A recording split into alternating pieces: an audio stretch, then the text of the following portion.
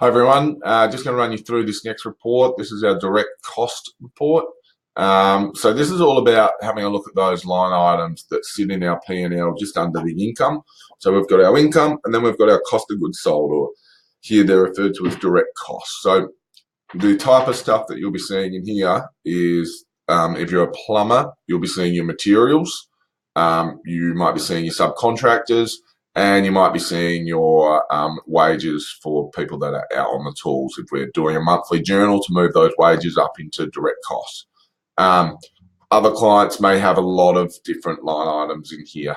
If you're a builder, you may actually go to the extent where you break your direct costs up into timber, steel, concrete, something like that. So this report, you'll get as much detail out of it as what we have detail established in your zero file.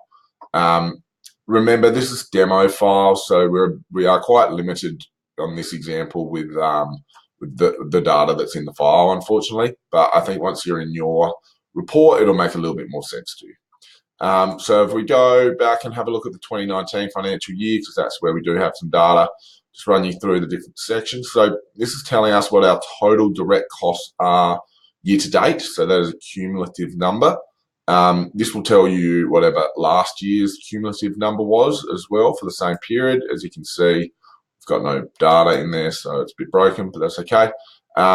This is our direct cost increase compared to last year and that percentage increase compared to last year.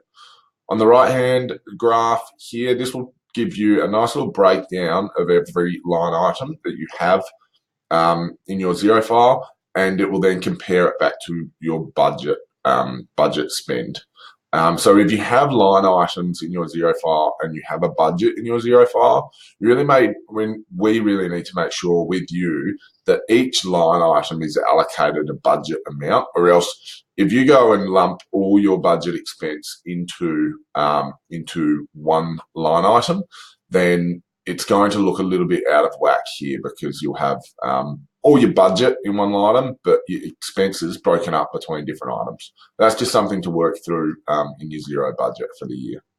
This here will tell you your purchases or your direct costs increase from last year by account type.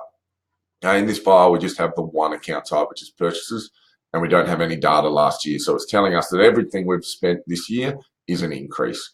But usually this number would be a lot less, and you might have multiple line items telling you how that line item is comparing to last year. And lastly, this is just a pretty simple graph that will tell you, again, how we're tracking versus last year. So as you can see in this example, in April, we've spent 2,000. In May, we've spent another 1,500. So year to date, we're up to 3.5. And then again, another 3 in June, bringing us up to 6.5. When you log in, you'll see the same numbers, but you also see them compared to last year as well.